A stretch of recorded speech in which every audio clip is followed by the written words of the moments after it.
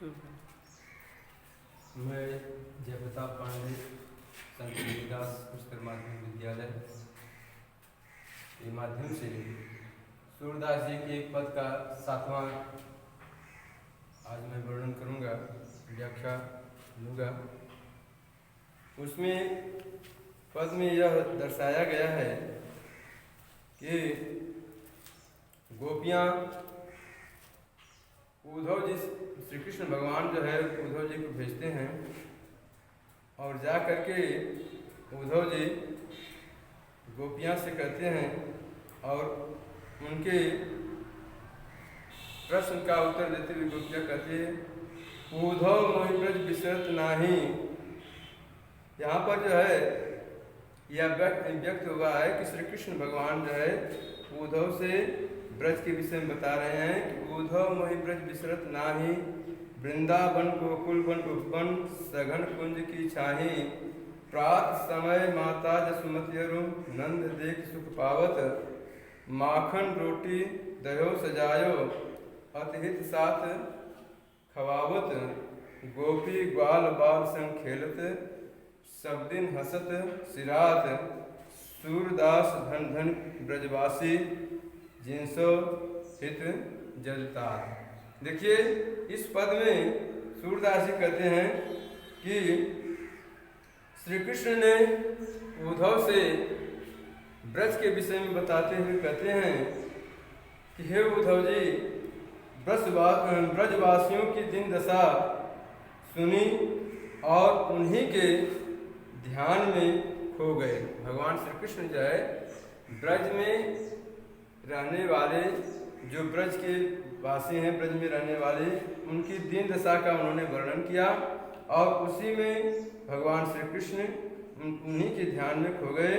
और वे उद्धव से कहते हैं कि हे उद्धव, मैं ब्रज को भूल नहीं पाता हूँ, ब्रज की क्या स्थिति है वह हमें जो है विस्मृत नहीं होता है। कह रहे हैं कि वृंदावन गोकुल वन उपवन, यानी वृंदावन और गोकुल के वन उपवन सभी मुझे याद आते रहते हैं कि वृंदावन और गोकुल का वन उपवन जहाँ पर जा कर के हम लोग गायों को चराते थे, वह दृश्य आज भी हमें भूला नहीं है, आज भी याद आते रहते हैं।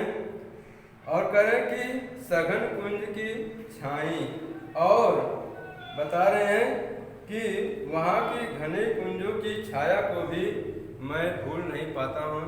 ऐसा जो है श्री कृष्ण भगवान उद्धव जी से कहते हैं। आगे बता रहे हैं कि प्रात समय माता जसुमतियरु नंद देख सुख पावत। करें कि प्रातः काल के समय में नंद बाबा और यशोदा मैया को देखकर मुझे आनंद मिलता है, सुख मिलता है। माखन रोटी दयो सजायो, और वह जो है यशोदा माता मुझे रह रह कर के स्मरण होता है कि वे मुझे मक्खन रोटी और भली प्रकार से जमाया हुआ दही कितने प्रेम से खिलाते थे। इस स्थिति को देख करके ब्रज की गोपियाँ और ग्वाल, गोपी ग्वाल बाल संग खेलत, ब्रज में रहने वाली गोपियाँ और ग्वाल बालों के साथ खेलते हुए मेरे सभी दिन जो है सब दिन हसत सिरा, मेरे सभी दिन हंसते हुए बीता करते थे। आगे बता रहे हैं कि सूरदास धन धन ब्रजवासी, जिनसो हित जलतात। सूरदास जी कहते हैं कि वे लोग जो है ब्रज में रहने वाले लोग धन्य हैं, जिन्होंने, वे लोग जो है धन्य हैं और जिनसे यदुतात यानी यदुकुल में उत्पन्न होने वाले बाबा नंद के साथ जो है सूरदास जी ब्रजवासियों को धन्य मानते हैं और उनके भाग्य की सराहना करते हैं, क्योंकि श्री कृष्ण को उनके हित की चिंता है और श्री कृष्ण इन ब्रजवासियों का प्रतिक्षण ध्यान करते हैं। ऐसा जो है इस पद में बताया गया है। सूरदास जी कहते हैं कि हमेशा भगवान श्री कृष्ण को जो है ब्रज में रहने वाले लोगों का ध्यान है। तो इस पद में यह दर्शाया गया है। और इसमें काव्यगत सौंदर्य अगर लिखना है तो इसमें आप लोग इस तरह लिखेंगे कि पहला काव्यगत सौंदर्य होगा, यद्यप श्री कृष्ण का व्यक्तित्व अलौकिक है, किंतु प्रेम बस वह भी प्रियजनों की याद में साधारण मनुष्य की भांति द्रवित हो रहे हैं, भगवान होकर के भी द्रवित हो रहे हैं। ब्रज की स्मृति उन्हें अत्यधिक भाव विवल कर रही है। और दूसरा काव्यगत विशेषता यह होगा, काव्यगत सौंदर्य होगा कि भाषा में सरस ब्रज भाषा का प्रयोग किया गया है। सरल सरस ब्रज भाषा का प्रयोग किया गया है। शैली में इन्होंने मुक्तक शैली का प्रयोग किया है। चौथा है छंद में गेय पद छंद का प्रयोग किया गया है। रस में श्रृंगार रस का वर्णन किया गया है, प्रयोग किया गया है। शब्द शक्ति में अविधा और व्यंजना शक्ति का प्रयोग है। गुण में माधुर्य और अलंकार में ब्रज विस्तृत वृंदावन गोकुल वन उपवन में अनुप्रास अलंकार का प्रयोग किया गया है। उद्धव के द्वारा योग का संदेश भेजने तथा यह कहने में कि मुझसे ब्रज नहीं भूलता में विरोधाभास अलंकार का प्रयोग किया गया है। यह जो है इस पद के काव्यगत सौंदर्य है, इतना जो है व्यक्त करना होगा। और अंतिम इसमें काव्यगत सौंदर्य है भाव साम्य। यही भाव रत्नाकर जी ने इस प्रकार व्यक्त किया है, जैसे यह सूरदास जी ने व्यक्त किया है। इन्होंने रत्नाकर जी ने क्या जो है व्यक्त किया है उसे आप लोग श्रवण करें। शुद्ध ब्रजवासिन की दिवैया सुख रासिन की उद्धव नित हमको बुलावन को आवती। यह जो है रत्नाकर जी ने सेम जो है यह सूरदास जी की तरफ उन्होंने भी अपने भाव को प्रकट किया है।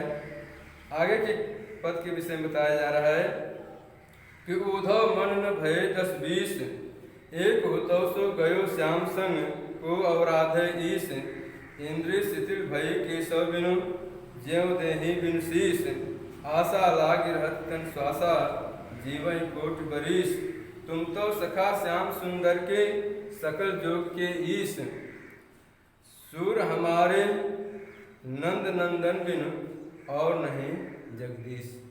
दूसरे भगवान श्री कृष्ण के संदेश को लेकर के 8वें पद में जब उद्धव जी ब्रजवासी यानी ब्रज में पहुंचते हैं तो ब्रज में जितने रहने वाली गोपियां हैं वह उद्धव जी से उनके प्रश्न को सुन करके उत्तर देती हुई कहती है कि हे उद्धव जी, गोपियां उद्धव जी से कहती है कि हे उद्धव, हमारे मन 10-20 नहीं है, हमारे मन केवल एक है और वह सभी तरह हमारे पास भी एक मन था और वह जो है मन जो है श्री कृष्ण के साथ चला गया है।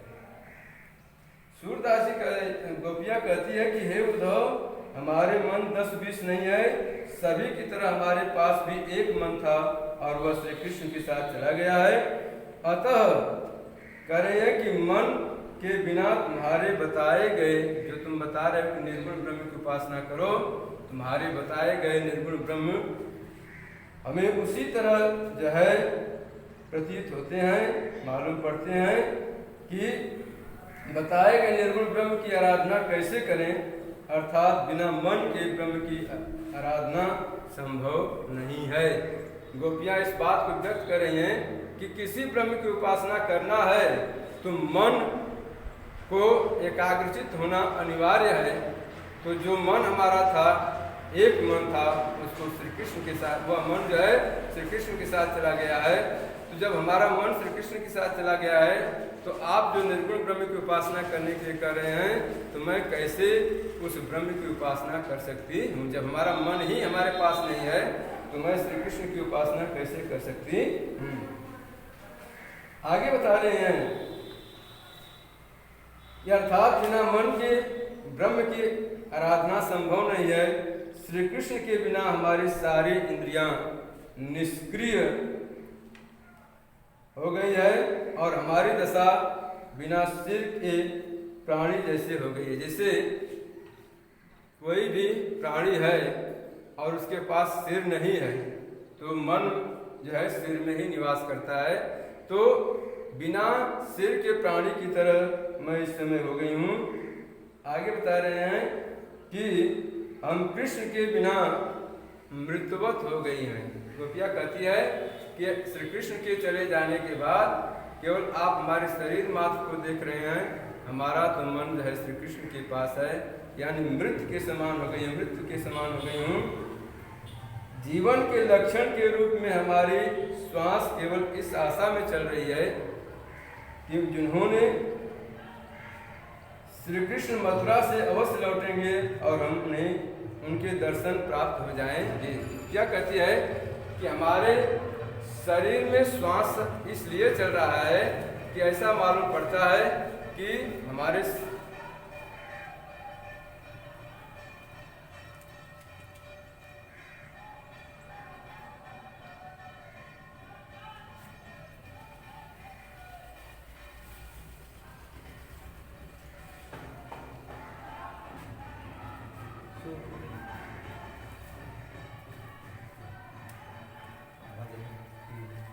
और गोपिया कहती है कि हमारा शरीर जो है यह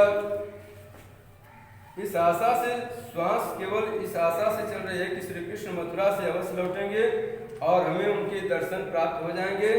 श्री कृष्ण के लौटने की आशा के सहारे तो हम करोड़ों वर्षों तक जीवित रह लेंगे। गोपियाँ उद्धव से कहती है कि हे उद्धव जी, आप जो है तुम तो कृष्ण के अभिन्न मित्र हो और संपूर्ण योग विद्या तथा मिलन के उपायों को के ज्ञाता हो। तुम जानकारी लेकर के आए हो। यदि तुम चाहो तो हमारा योग अर्थात मिलन जो श्री कृष्ण से अलग हुआ है उसको अवश्य करा सकते हो।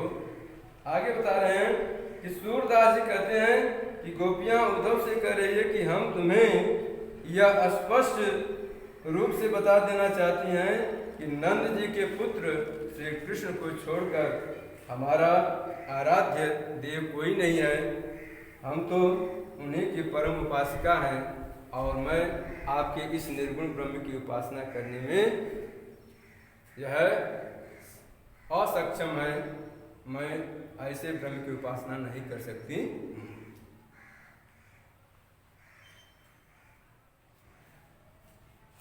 आगे की का जो है 9वां पद का वर्णन अभी सूरदास जी का जो है उसे आप लोग श्रवण करें। कह रहे कि उद्धव जाओ तुम्हें हम जाने, श्याम तुम्हें हो कौन नहीं पठ्यो, तुम हो बीच भुलाने, ब्रज नारिन सो जो कहत हो, बात कहत न ल जाने, बड़े लोक न विवेक तुम्हारे, ऐसे भय अयाने, हम सो कही लई हम सही कह, जियगुण लेव सयाने, कह अबला कह दशा दिगंबर, मष्ट करो पहचाने, साच कहो तुमको अपनी सो बूझत बात निदाने, सूर्य श्याम जब तुम्हें पठायो तब न कहूँ मुस्काने। गोपियाँ जो है उद्धव जी से कहती उलाहना देती हुई कहती है कि हे उद्धव जी, मैं आपको भली भांति पहचान गई हूँ। उद्धव जाओ तुम्हें हम जाने। हे उद्धव जी, आप यहाँ से प्रस्थान कर जाइए, आप यहाँ से चले जाइए। मैं आपको भली भांति जान चुकी हूँ कि आप क्या हैं। आप जो है श्री कृष्ण के अतिरिक्त जो है निर्गुण ब्रह्म उपासना करने के लिए कर रहे हैं।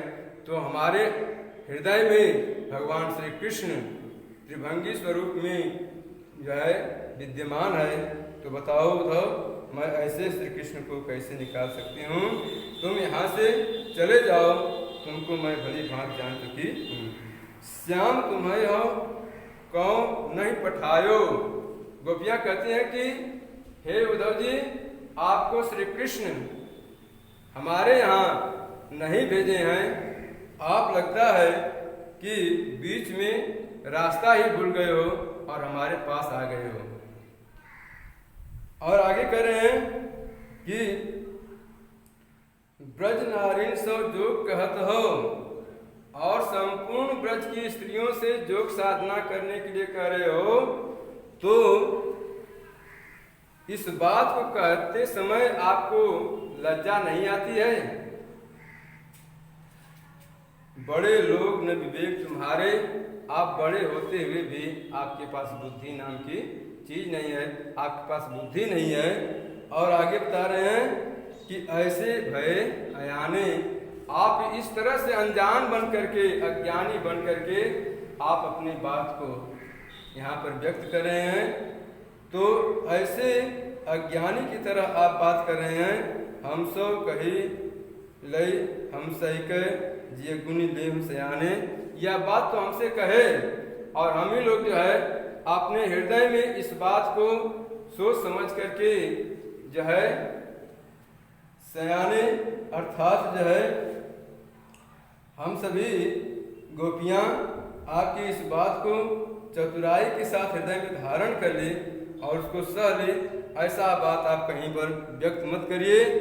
हम कह अबला कह दशा दिगंबर, आपने जो बताया कि निर्गुण ब्रह्म की उपासना करने में जो है कठिन तपस्या करना पड़ता है, राख लगाना पड़ता है और योग साधना करना पड़ता है, तो वहीं व्यक्त कर रही है कि हम सभी स्त्रियां जो है इस ब्रज में रहने वाली सभी स्त्रियां हैं और कह रहे हैं कि कह दशा दिगंबर, और हम लोगों की हम स्त्रियां यहाँ ब्रज में रहने वाली स्त्रियों की यह स्थिति है कि ठीक उसी प्रकार जो दिशाओं में नग्न स्वरूप है, अर्थात दिशा ही जिसका वस्त्र है, यानी हम स्त्रियों का दिशा ही वस्त्र है, उसी तरह कह रहे हैं कि मष्ट करो पहचाने और मैं मौन धारण कर लेती हूँ। इसके आगे कुछ मैं व्यक्त नहीं करूँगी।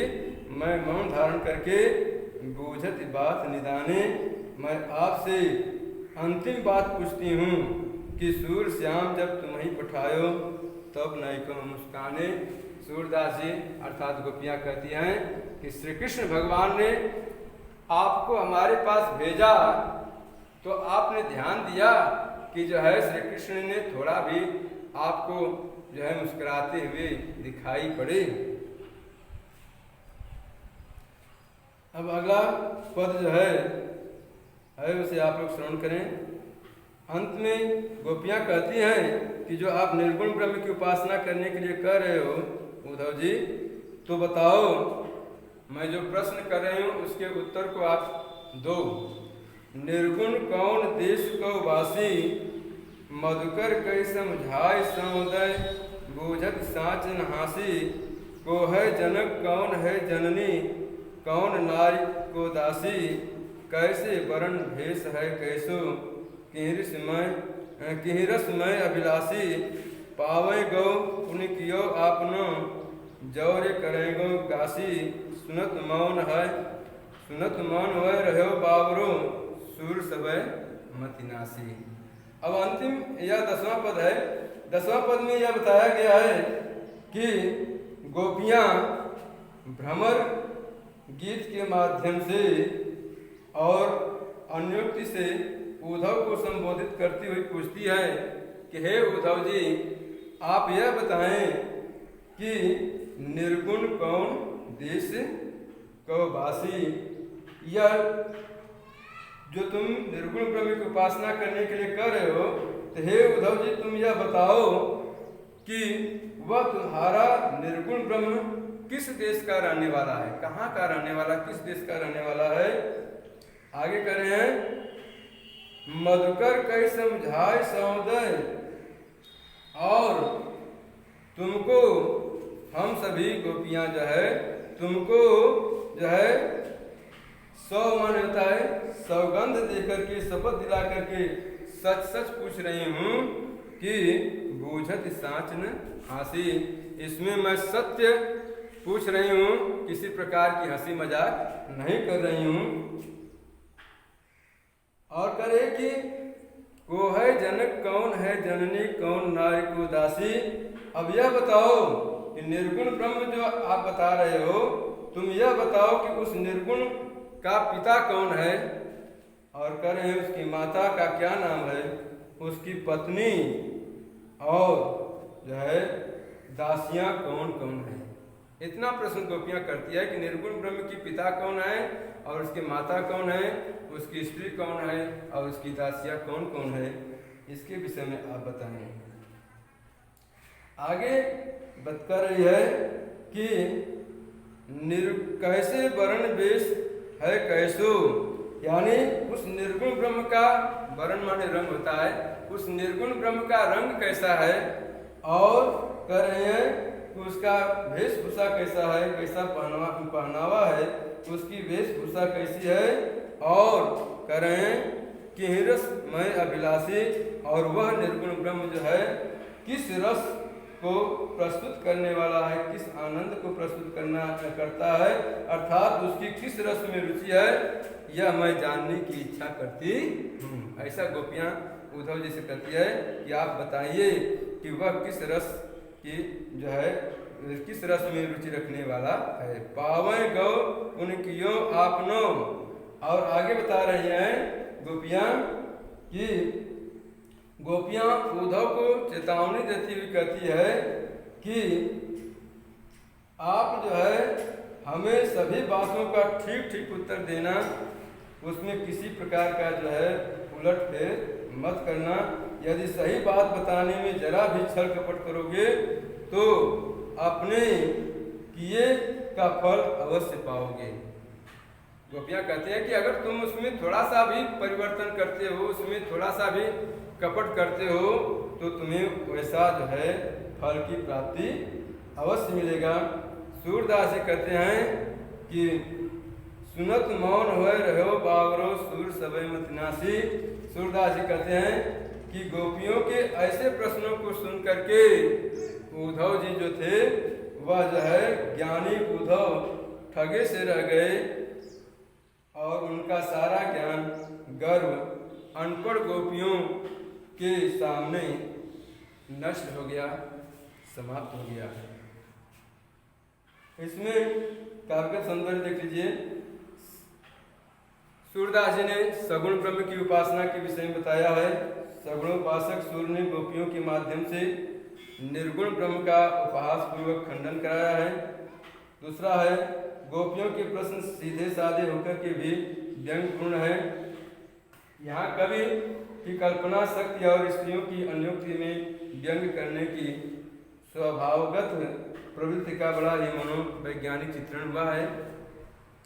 तीसरा है भाषा, सरल ब्रज भाषा का प्रयोग किया गया है। चौथा मुक्तक शैली का प्रयोग है। रस में वियोग श्रृंगार एवं हास्य रस का प्रयोग किया गया है।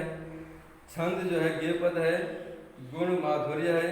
अलंकार समझाए सहोदय, पाव गए पुण्य में अनुप्रास, मानवीकरण तथा मधुकर के माध्यम से उद्धव को संबोधन करने में अनुयुक्ति है। तो मधुकर माने होता है भ्रमर, भौरा होता है। तो इस तरह से यह काव्यगत सौंदर्य हुआ। अब सूरदास के अंतिम पद को आप लोग देखिए।